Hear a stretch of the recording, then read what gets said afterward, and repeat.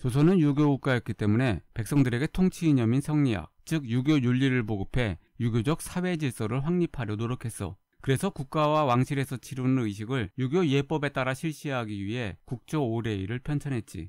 국조 오레이에서 국은 나라를, 레이는 예의를 뜻하니까 국가 예의로 기억하면 돼.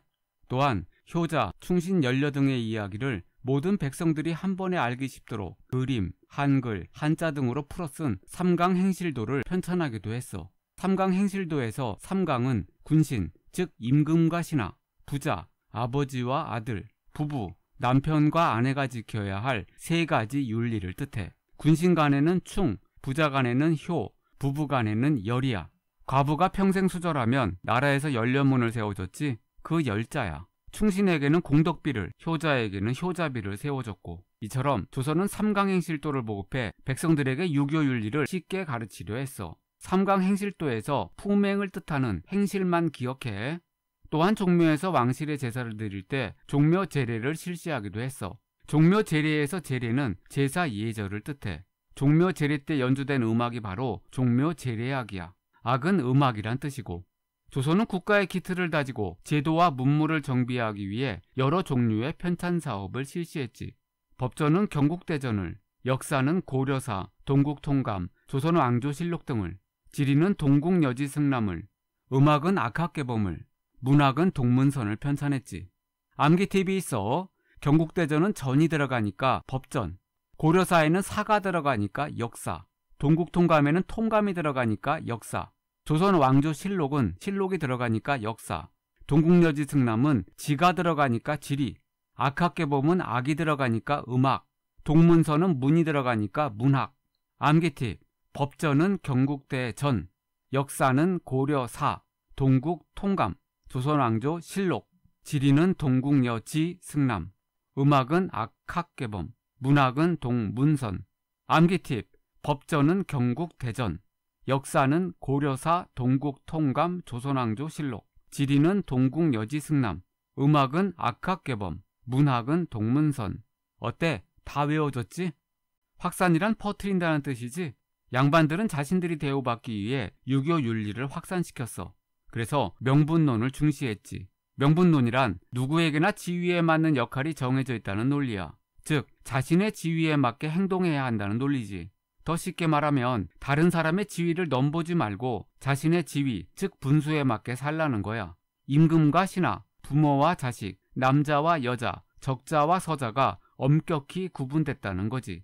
신하는 임금을, 자식은 부모를, 여자는 남자를, 서자는 적자를 넘보지 말라는 거야. 또한 평민이나 천민도 양반을 넘보지 말라는 거지. 임금, 부모, 남자, 적자는 한마디로 넘사벽이라는 건데 이건 신분제를 지키라는 뜻이야. 즉, 지위에 맞는 역할이 정해져 있다는 논리인 명분론은 신분제를 강화시켰어. 또한 소학을 보급해 아동기, 즉 어렸을 때부터 유교 윤리 교육을 실시했지. 소학에서 소는 한자로 작을 소야. 어린아이를 뜻해. 즉 어릴 때부터 유교 윤리를 가르친다는 거지.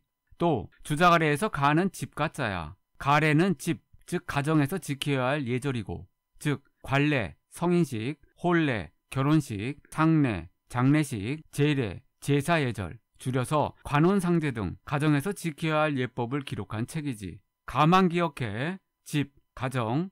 조선은 주자가래의 보급으로 가정에서도 유교 예법에 따라 관례, 혼례, 상례, 제례 등 일상생활이 변화했지.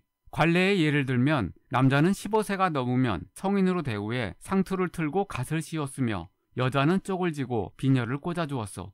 혼례의 예를 들면 신부가 혼례를 치른 뒤 신랑 집에서 살았으며 즉 시집살이. 상례의 예를 들면 불교식 화장 풍습이 아닌 유교식 매장 풍습과 부모님이 돌아가시면 무덤 앞에 초막을 짓고 3년 동안 돌보는 3년상을. 제례의 예를 들면 조상에게 제사를 지내는 것 등이야. 주자가래와 소학이 헷갈리는데 주자가래는 가정에서 지켜야 할 예절을, 소학은 아동 또는 유학 입문자, 초보자가 지켜야 할 윤리를 가르치는 책이야. 주자가래, 가정에서 아동부터 성인까지. 소학, 아동 또는 유학 입문자. 또한 집에 가묘와 사당을 세워 조상에게 제사를 지냈어. 앞에서 본 제례지? 그리고 향촌, 즉 지방의 마을 단위로 향약을 보급해 유교 윤리와 예법을 강조했으며 족보를 편찬, 같은 성씨끼리 단결해 신분적 우월감을 나타내기도 했어. 우리는 무슨 김씨, 무슨 파야 이렇게 자랑하는 거지. 뼈대 있는 가문이라며 다른 사람들에게 의시되는 거야. 그래서 소악, 주자가래, 가묘, 사당, 향약, 족보 등은 양반의 향촌 지배력을 강화하는 수단이 됐지. 기억하세요. 명분론은 신분제 강화, 유교윤리 확산은 양반의 향촌 지배력 강화. 조선은 처음에는 신분을 법제상, 즉 법률상 양인, 양인에는 양반, 중인, 상민, 또 천인, 즉 천민 이런 이계층이었으나 즉 양천제, 나중에는 양반을 높이기 위해 양반과 상민, 즉 평민의 구분을 강화했지. 이걸 반상제라 해. 중요하니까 다시 말할게. 조선은 법제상, 즉 법적으로는 양천제였지만 점차 실제로는 양인 중에 양반과 상민의 구별이 엄격해져 갔어. 즉 처음에는 양반과 상민이 같은 급이었는데 조선 중기 이후 중인이 새로 추가되면서 나중에는 양반, 중인, 상민, 즉 평민, 천민의 4계층이 되어 양반은 상민보다 위에 있게 된 거야. 양반은 다른 3계층인 중인, 상민, 천민이 감히 넘볼 수 없는 넘사벽이 된 거지. 감히 잡것들이.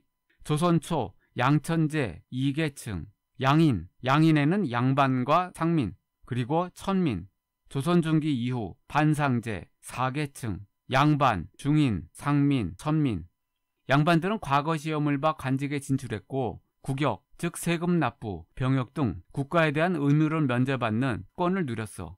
중인은 양반과 상민의 중간계층으로 기술관, 서리, 서리는 임시직 권한대행을 뜻해 지방향리 등이 있었지. 상민은 대부분 농민으로 조세, 즉 토지세, 공납, 즉 특산물 납부, 군역, 즉 병역, 요역, 즉 노동의 의무가 있었지. 천민은 대부분 노비로 국가에 속한 공노비와 양반에 속한 산노비가 있었으며 상속과 매매의 대상이었어. 주의할 게 있어. 천민은 고려시대까지는 특수행정구역인 향, 부곡, 소에 살았었지. 하지만 조선시대에는 향, 부곡, 소가 폐지되면서 천민들도 양인들과 함께 일반 행정구역인 군과 현에서 생활하게 됐어. 조선시대 천민이 향, 부곡, 소 등에 살았다고 하면 틀려. 천민, 고려시대에는 특수행정구역인 향, 부곡, 소에 살았고 조선시대에는 일반 행정구역인 군, 현에 살았다. 조선시대는 양반 중심이었으니까 당연히 문화도 양반 중심이었겠지. 그래서 양반 중심 문화가 발전했어. 문학작품으로는 김시습의 금오신화와 정철의 관동별곡이 유명했지. 무슨 도는 그림이란 뜻이야.